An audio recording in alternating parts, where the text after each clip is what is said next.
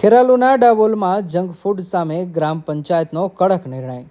મહેસાણાના ખેરાલુ તાલુકાના ડાબોલ ગામમાંથી બાળકોના સ્વાસ્થ્યને લઈને મહત્વના સમાચાર સામે આવ્યા છે. બાળકોને જંક ફૂડથી દૂર રાખવા માટે ડાબોલ ગ્રામ પંચાયતે મોટો અને કડક નિર્ણય લીધો છે. ગામમાં હવે ₹5 અને ₹10ના પેકેટમાં મળતા જંક ફૂડના વેચાણ પર પ્રતિબંધ મૂકવાનો નિર્ણય કરવામાં આવ્યો છે. ગ્રામ પંચાયતના નિર્ણયનો ભંગ કરનાર દુકાનદારો સામે દંડાત્મક કાર્યવાહી કરવામાં આવશે. પ્રથમ વખત નિયમનો ભંગ કરનાર દુકાનદારને ₹1000 સુધીનો દંડ ફટકારવાનો નિર્ણય લેવાયો છે.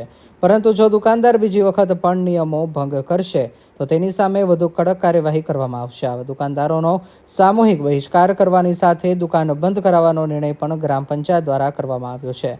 બાળકોના આરોગ્ય અને તેમના ભવિષ્યને ધ્યાનમાં રાખીને ડાબોલ ગ્રામ પંચાયતનો આ નિર્ણય કેટલો અસરકારક સાબિત થાય છે તે જોવું મહત્વનું રહેશે. એક તરફ બાળકોમાં જંક ફૂડનું વધતું ચલણ ચિંતાનો વિષય છે, ત્યારે બીજી તરફ ડાબોલ ગ્રામ પંચાયતના નિર્ણયથી અન્ય ગામો પણ પ્રેરણા લેશે કે કેમ તેના પર સૌની નજર રહેશે. ડાબોલમાં બાળકોના સ્વાસ્થ્ય માટે ગ્રામ પંચાયતનો કડક એક્શન. હવે જંક ફૂડ વેચનારા માટે નિયમો તોડવો પડશે ભારે.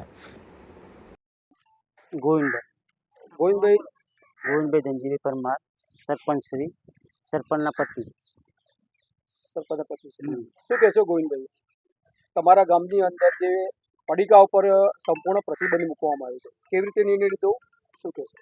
અમારા ગામની અંદર 11/8/2026ના રોજ ગામ સભા ભરવાની નિર્ણય લેવામાં આવ્યો છે કે દુકાનદાર, ગામ લોકો અને પંચાયત સરપંચ શ્રી જોડે રહીને નિર્ણય લીધો છે કે ભાઈ પડીકાનો પ્રતિબંધ મૂકવું, છોકરો માટે પ્રોત્સાહન બધી રીતે સારું રહે, તો બીમારી લાગુ ના થાય, એના માટે આપણે ડાબોલથી શરૂઆત કરીએ. એટલે ગામ લોકો સાથ સહકાર આવે, દુકાનદાર દરેકને સાથ સહકાર આપી એવો નિર્ણય લીધો છે. અગર પકડાય પડીકા વેચાણ કરતા તો શું? પડીકા વેચાણ કરતા પકડાય તો એનો ₹1000 દંડ કર્યો છે. દંડ કરતા ફરીથી પકડાય તો પંચાયત, ગામ સભાની અંદર પંચાયત અને ગામ લોકો થઈને એનો પછી કોઈ પણ નિર્ણય લેવામાં આવે કે દુકાન ક્યારે બંધ કરવામાં આવે. આ અમલીકરણ ક્યાં સુધી રહેશે? આ અમલીકરણ આજીવન સુધી રહેશે. આજે ડાબોલ ગામે આ પડીકા વેચાણ માટેનો પ્રતિબંધિત કાર્ય લગાવવામાં આવ્યો છે. અમારા ગામમાં 11 તારીખે જે ગ્રામ સભા હતી એમાં અમે નિર્ણય લીધો છે કે ભાઈ જે ₹5 ₹10ના જે પડીકા મળે છે એ સદંતર બંધ કર્યા છે.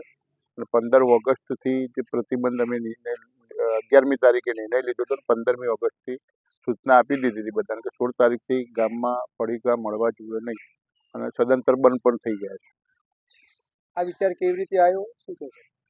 અવારનવાર આપણે સોશિયલ મીડિયાના માધ્યમથી પણ અમે જોતા હતા, અને બનાસકાંઠાનો નજીકનો જે આપણો પ્રશ્ન હતા, ઘણા બધા બાળકોના શ્વાસ સાથે કેન્સર છે, એવા ગંભીર બીમારીઓથી પીડાય છે, અને એના તારણ નીકળતા છેલ્લે ₹5 અને ₹10ના પડીકાનો જ પ્રોબ્લેમ હતો એવું જાણવા અમને મળ્યું હતું. એ લઈ અને અમારા ગામના વડીલોથી અને ગામમાં પણ અવારનવાર ચર્ચા થતી હતી, એને લઈ અને અમે દુકાનદારો હાથે ચર્ચા કરી. દુકાનદારોએ પોઝિટિવ નિર્ણય લીધો અને એમને પણ કીધું કે ભાઈ અમે શરૂઆત અમારાથી જ કરો ને અમે સંમત છીએ. એ હેતુથી અમને વધારે પ્રોત્સાહન મળ્યું અને અમે આ નિર્ણય લઈ અને સદંતર પડીકાઓ બંધ કરેલા છે. ગામમાં કોઈ પણ પ્રકારે ગુપ્ત રાહે કોઈ પણ વેચાણ કરતા પકડાય તો શું જોગવાઈ કરે? અમે 15 તારીખ લાસ્ટ રાત્રે એમને વોર્નિંગ સ્વરૂપે પણ કીધેલું છે. 16 તારીખથી ગામમાં ખાનગી રાહે પણ કોઈનું પડીકું વેચાણ પકડાશે તો ₹1000 દંડ રાખેલું છે, અને બીજી વખત પકડાશે તો એનું સામૂહિક રીતે બધા ભેગા થઈ અને એને દુકાનના બંધ કરાવી દેશે. અને સૌથી વધુ આ જો પડીકાનું વેચાણ થાય છે તો ઉપયોગ કરતા કોણ? સૌથી વધારે ₹5 અને ₹10ના પડીકાનો ઉપયોગ તો નાના બાળકો જે છે, ગરીબ વર્ગ અને મધ્યમ વર્ગના બાળકો કરતા હોય છે. એટલે અમે ગ્રામ્ય લેવલે છીએ, એટલે ગ્રામ્યમાં પ્રાથમિક શિક્ષણ માટેની જે સુવિધા છે અમારા ગામમાં, એ 4-5 ગામથી આજુબાજુના બાળકો પણ આવતા હોય છે, અને ગરીબ મા બાપ ₹5 10 જે બાળકને આપતા હોય છે એના જરૂરિયાત માટે, તો એની બદલીમાં આ ₹5 અને ₹10ના બાળકો ગરીબ વર્ગ અને મધ્યમ વર્ગના બાળકો ખાતા હોય છે, અને એનાથી સ્વાસ્થ્યની તકલીફ સૌથી વધારે એનો ભોગ ગરીબ વર્ગના બાળકો જ બનતા હોય છે. ડાબોલ ગામથી આ શુભ શરૂઆત કરી, પડીકા વેચાણ પર પ્રતિબંધિત કરવામાં આવ્યું, તો તમે આજુબાજુના વિસ્તારના ગામ લોકોને પણ શું પ્રેરણા આપશો? અમે તો એવું કહીએ છીએ કે આ 5 રૂપિયાના 10 રૂપિયાના જે પડીકા મળે છે એ સ્વાસ્થ્ય માટે ખૂબ જ હાનિકારક છે. સરકાર પ્રત્યે પણ અપેક્ષા એવી રાખીએ છીએ કે સરકાર આ પડીકા ઉપર સદંતર પ્રતિબંધ મૂકી દે અને આજુબાજુના ગામ અને ગુજરાતના દરેક ગામમાં હું તો એવું માનું છું કે આ 5 રૂપિયાના 10 રૂપિયાના પડીકાનો સદંતર બંધ કરી દેવાય. ચૌધરી રામજીભાઈ ગલબાભાઈ. રામજીભાઈ શું કહેશો ચૌધરી રામજીભાઈ ગલબાભાઈ બોલું છું. ડાવલ ગામનો વતની છું. હું પોતે અમૂલ પાર્લરનું દૂધસાગર ડેરીથી અમૂલનું પાર્લરનું હું ચલાવું છું. તો ગામ લોકોએ નિર્ણય કર્યો કે 11/8 જે અમારે જે પંચાયતે જે ગોમ સભાની અંદર જે ચર્ચા થઈ કે ભાઈ આપણે પહોંચવાના 10 રૂપિયા પર પડીકો ખરો ને આપણે બહુ નુકસાનકારક બાળકો માટે છે. બાકી સમજાય માટે નહીં, પણ નાના બાળકો તો કોઈ સમજ પડતી નથી. એના માટે અમે વિચાર કર્યો, ગામ લોકોએ નિર્ણય લીધો કે ભાઈ પહોંચવાના 10 રૂપિયાવાળા પડીકો આપણે ગામની સ્વતંત્ર દુકાનદારો પર અમે કીધું કે ભાઈ આ નુકસાનકારક હોય બાળકો અને છોકરો હેરાન થતો હોય તો અમે પણ બંધ કરવા માટે સંમત છીએ. બાકી અમારે બ્રાન્ડેડ તો બહુ સારી જ છે.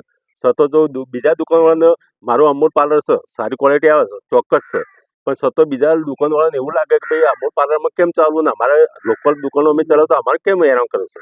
તો એ માટે પણ હું બી તૈયાર છું કે 5/10 વાળું પડીકું બંધ હું પણ પોતે કરી દઉં છું. અને જે મારો કોઈ નિકાલ હતો એ બંધ કરી દીધો અને ખરીદી દીધું છે.